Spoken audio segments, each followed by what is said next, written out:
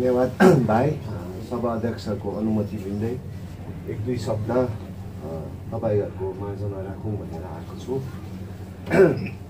अनि जेवाई भाइले बोल्नुभयो सभा सुरु हुँदा, अनि ब्लोनले जे हामीलाई बुझायो, मैले पनि कतिवटा चिज सत्य भन्नु भने बुझेको थिएन। बुझ्दै जान्छ होला। 6 शेड्युल भनेको कतिवटा चिज हामीले साधारण भाषामा बुझेको थिएन।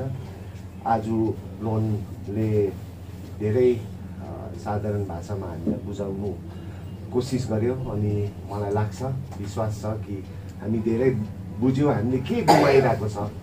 अनि त्यो उहाँले बोल्दा बोल्दा हामीले के गुमाएको मलाई एकदमै मनमा लाग्यो। त्यो चाहिँ जुन चाहिँ हाम्रो ठुल्ठुलो टिस्टामा हाइडल प्रोजेक्ट्सहरू बनाएको छ।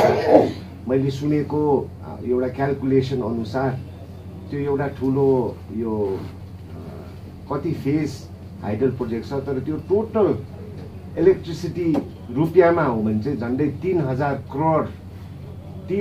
करोड रुपियाँ चाहिँ त्यहाँबाट जेनेरेट हुँदैछ। त्यहाँबाट कति पर्सेन्टेज चाहिँ अहिले बेङ्गलमा जाँदैछ, किनभने त्यो एरिया चाहिँ बेङ्गलको भएर। तर त्यो हाम्रो 6 शेड्युल जस्तै सिक्किममा, भुटानमा अहिले उनीहरूले बाहिरको पैसा त्यति, उनीहरूले दिल्लीको पैसा, सेन्ट्रलको पैसामा उनीहरूले त्यति भरोसा गर्दैन। किनभने सिक्किमभित्र नै जति एउटा हाइडल प्रोजेक्ट छ त्यसकै पैसाले राज्य चलाइरहेछ। भुटान त अझै 2-3 सालमा त सरप्लस इलेक्ट्रिसिटी सरप्लस भएर बाहिर देशमा बिक्री गर्छ। अब यो 6 शेड्युल हाम्रोमा हामीले जुन चाहिँ बेङ्गलमा पैसा पाए कि पाएन, विमल दाजु हुँदाखेरि नै डिजिएचसी चल्दाखेरि नै पैसा नै पठाएको छैन, कुनै के लाग्यो त्यो लाग्यो। हाम्रोमा त्यो के हुन्थेन, हाम्रोमा फाइनेन्स चाहिँ सरप्लस भएर जान्थ्यो। एकदमै ठुलो चिज गुमाए जस्तो लाग्यो इलेक्ट्रिसिटी। जुन चाहिँ हाम्रो नाला झोरा रिभरहरूमा हामीले जे खालि हामीले एउटा रेभिन्यू पाउँथ्यो, त्यो हामीले एकदमै ठुलो चिज गुमायो। आजको दिनमा बङ्गालले 6 शेड्युल दिनु माग्दैन, किनभने आज यो जुन चाहिँ यो विरोध भएर यतापट्टि उनीहरूको यो जुन चाहिँ कमाइ, यो हाम्रो पहाडबाट मेन चाहिँ इलेक्ट्रिसिटीबाट कमाइ हुँदैछ, त्यो उनीहरूले गुमाउनु मान्दैन। सो ब्लोन भाइले धेरै भन्यो होइन, हामीले के गुमायो। एउटा इम्प्लोइमेन्ट बोर्ड पनि जुन चाहिँ साँच्ची नै अहिले त्यो इम्प्लोइमेन्ट पाउँछ भनेर दौरा सुरुवाल लगायो, के लगायो, झन्डी गर्यो, यताउति के कतिवटा मेमोरेन्डम बुझायो, तर त्यो पनि हामीले गुमायो। किनभने 6 शेड्युलमा हाम्रो आफ्नै एउटा इम्प्लोइमेन्ट बोर्ड हुने थियो होइन। त्यसै गरेर हाम्रो कमान बस्तीमा यो चाहिँ एकदमै दुःख लाग्दो कुरा हो, किनभने कमान बस्तीको जमिन चाहिँ हाम्रो हुन्थ्यो, मालिक हाम्रो हुन्थ्यो। अन्त यसमा षड्यन्त्र पनि कमानको कतिजना टी गार्डन ओनर्सले गरेकै हो। यो पक्का कुरा हो। विमल दाजुलाई पैसा दिएर, फन्ड दिएर, किनभने उनीहरू मालिक हुन्थेन, मालिक हामी हुन्थ्यो, पर्जापट्टा हाम्रो हुन्थ्यो। यो सबै हामीले गुमायो। अब गुमायो किन गर्दाखेरि हाम्रो यहाँ विरोध भयो भनेर ब्लोन भाइले भन्यो। तर अब यो विरोध जसले गर्यो, अब समय आएको छ। विगतको दिन जे भयो हामीले पनि माफ गरिदिनुपर्छ होला, माफ पनि गरिदिनुपर्छ, भुल्नु पनि पर्छ। हामीले भुलेन भने हामीले माफ गर्नु सक्दैन। तर माफ गरेर उहाँहरूको पनि जुन चाहिँ जनता उनीहरू नबुझेर बाहिर निक्लेको थियो, कतिवटा नेताहरू अगाडि बढेको थियो, उहाँहरूले अब भुल स्वीकार गर्ने समय आएको छ। भुल स्वीकार गर्ने समय।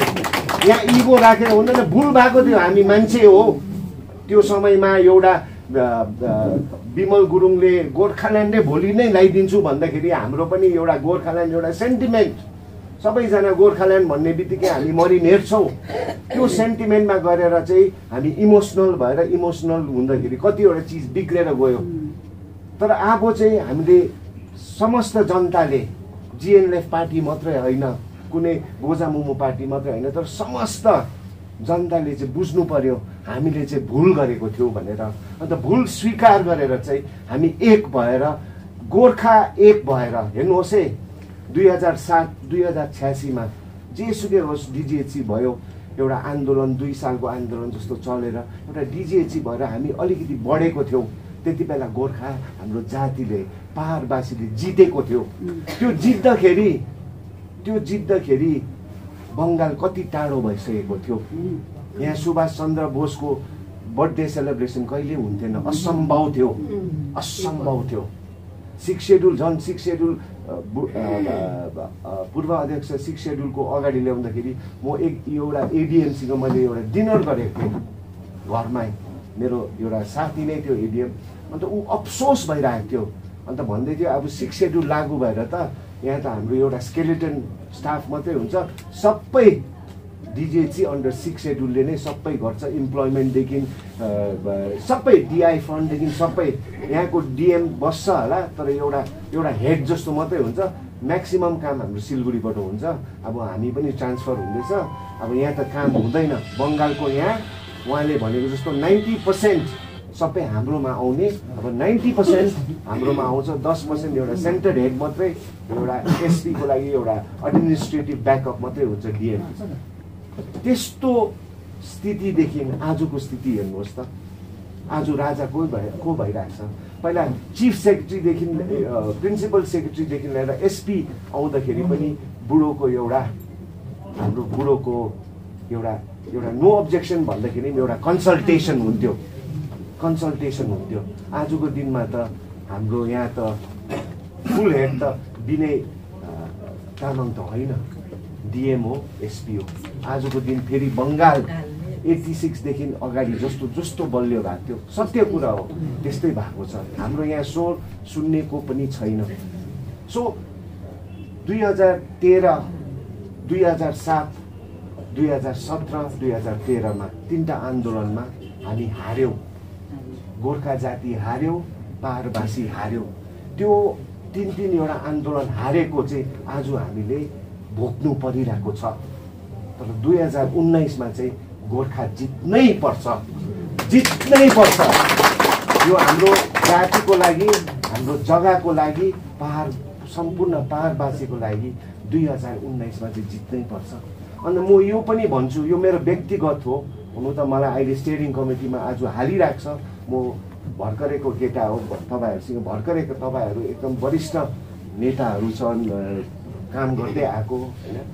भनौँ भने जिएनएलएफ साह्रो पर्दाखेरि यहाँ वाइ भाइ, सन्दीप भाइ, सन्जोग भाइ, यहाँ कतिवटा जिएनडब्ल्यूको दिदीहरूले यो फ्ल्यागलाई बचाएर अगाडि ल्याएको छ। हामी त भर्खरै आएको, त्यति बेला त हामी त सिलगढीमा बस्नु परिरहेको थियो। तर म के भन्छु, म व्यक्तिगत एउटा स्टेयरिङ कमिटीको हैसियतबाट होइन, तर एउटा व्यक्तिगत चाहिँ मलाई के लाग्छ भन्दाखेरि चाहिँ आजको दिन वाइ लामाले जे भन्यो, अब पार्टी होइन, एउटा जाति भएर हामी लड्नै पर्छ। एउटा वेभ फेरि ल्याउनु पर्छ।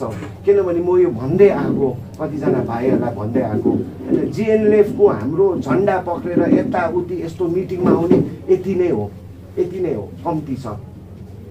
गोजामुङको यति नै हो, एबिजिएलको यति नै छ होला, सिपिआरएमको यति नै छ होला।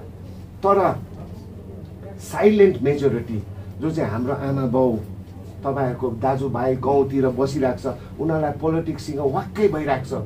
जुनै जोगी आयो कान चिरेको भन्नेहरू चाहिँ मेजोरिटी हो। त्यो मेजोरिटीलाई चाहिँ हामीले मन जिताउनुको लागि चाहिँ हामीले हामीले एकता देखाउनुपर्छ। गोर्खा सबैजना पोलिटिकल पार्टी एक हो। उतापट्टि बङ्गालमा जो छ हामी गोर्खे पनि भन्दैनौँ, उनीहरू एक साइडमा छ। तर हामी चाहिँ सबैजना एक भएर लड्नु। हाम्रो इगो अलिकति, हाम्रो ठुलो पार्टी हो हेर्नुहोस्, जोइन्ट फोरम, जुन चाहिँ जोइन्ट फोरम जस्तो कमानमा गएर होइन, सबै पार्टीको, त्यहाँ एबिजिएलको थियो, त्यहाँ जापको थियो, अमर दाजु थियो, त्यहाँ सिपिएमको थियो, त्यहाँ सबैजना गरेर यो जुन चाहिँ जोइन्ट फोरमले जुन चाहिँ कार्यक्रम गर्यो, त्यो कार्यक्रम चाहिँ अलिकति ठुलो बनाएर अब जुनै इलेक्सन हाम्रो महागठबन्धन गर्नुपर्छ जस्तो समय आएको छ जस्तो लाग्यो मलाई लाग्यो पर्सनली होइन। किनभने यो गर्यो भने हामी गोर्खेहरूको, अनि यो महागठबन्धन आजको दिनमा होइन, तर जबसम्म हाम्रो लङ टर्म पोलिटिकल सल्युसन आउँदैन, हामी सबैजना एक भएर 10 साल लागोस् 20 साल लागोस्, हामी सबै एक हुन्छ बङ्गालको अगेन्स्टमा भन्यो भने चाहिँ हाम्रो पार्टीले धेरै काम गर्नु सक्छ जस्तो लाग्छ। किनभने यो 6 सेड्युल पनि बाहिर बसेर भोट नजितेर बाहिर बसेर 6 सेड्युल लागू गर्नु पनि साह्रो हो। बाहिर बसेर कराई मात्रै लाएर यस्तो कमरामा बसेर भन्दैछ नि, यहाँ वाइ लामा भाइले भन्यो हामी कमरैभित्र बसेर मात्रै कुरा गरेर होइन हामीले साकार गर्नु सक्दैन। हामीले एउटा पोलिटिकल पार्टी भएर हामीले भोट जित्नै पर्छ। हामी बाहिर बसेर 10-15 वर्ष बाहिर बसेर के पनि नाप्दैनौँ। अब चाहिँ हामीले जुनै पनि हामी एक भएर भोट जितेर हाम्रो जुन चाहिँ 6 सेड्युल छ, जुन चाहिँ गुमाएको छ, हामीले यो गुमाएको छ भन्दै सधैँको लागि गुमाएको छ जस्तो लाग्दैन। सधैँको लागि गुमाएको छ, भुल भएको छ, सेटब्याक भएको छ, तर यो फेरि आउँछ जस्तो लाग्छ। तर त्यसमा चाहिँ हामीले घरभित्र पनि यहाँभित्र पनि इगो हुनु भएन। बाहिर एकजुट बनाउँछौँ भने त हाम्रो त घर त एक हुनु पर्यो नि त। बाहिरको अर्काको घरहरूबाट हामीले मान्छे ल्याउँछौँ, साइलेन्ट मेजोरिटी ल्याउँछौँ, अरू पोलिटिकल पार्टीसँग हामी बात गर्छौँ भने त घर त हाम्रो एक मतमा हुनुपर्छ, एक मनमा हुनुपर्छ। यति नै भन्दा 6 सेड्युल पनि म टाढो लाग्दैन। हामीले एक यो इम्प्लिमेन्ट गोर्खा जाति एक हुनुपर्छ। 2019मा जुन चाहिँ हामीले शिर गुमाएको थियौँ, हामी शिर उठाउनु हामी निक्लेको छ भनेर यो साइलेन्ट मेजोरिटीलाई हामीले एउटा वेभ जस्तो क्रिएट, जुन चाहिँ 2007मा विमल गुरुङले गोर्खाल्यान्ड ल्याउँछु भनेर एउटा वेभ क्रिएट गरेको थियो। 2017मा गोर्खा जातिको शिर उठाउनु पर्छ। हामी सबै लागि परौँ। 6 सेड्युल नराम्रो रहेन रहेछ, यो रहेछ, तपाईँहरूको के छ बहस गरौँ, डिस्कसन गरौँ, तपाईँहरू आउनुहोस् भनेर एउटा वेभ गोर्खा जातिको शिर उठाउने एउटा वेभ हामीले गऱ्यो भने यो साइलेन्ट मेजोरिटी हाम्रोमा आयो भने, जस्तो 86मा यो साइलेन्ट मेजोरिटी आपासँग थियो, 2007मा त्यही मेजोरिटी विमल गुरुङसँग थियो। त्यो आजको दिनमा त्यो साइलेन्ट मेजोरिटी घर घरमा बसिरहेको छ, वाक्कै भएर, पोलिटिक्ससँग वाक्कै भएर। तर हामीले एकपल्ट फेरि तपाईँहरू फेरि आउनुहोस्, यो जातिको निम्ति हो, यो पहाडको निम्ति हो, यो पहाडवासीको निम्ति भएर एक भएर हामी गरौँ भन्यो भने एउटा वेभ क्रिएट गर्नु सक्यो भने चाहिँ हामी सफल हुन्छ जस्तो लाग्यो हाम्रो जुन चाहिँ यो 6 सेड्युल साकार गर्नुमा। यति भन्दै तपाईँहरूको बिदा चाहन्छु।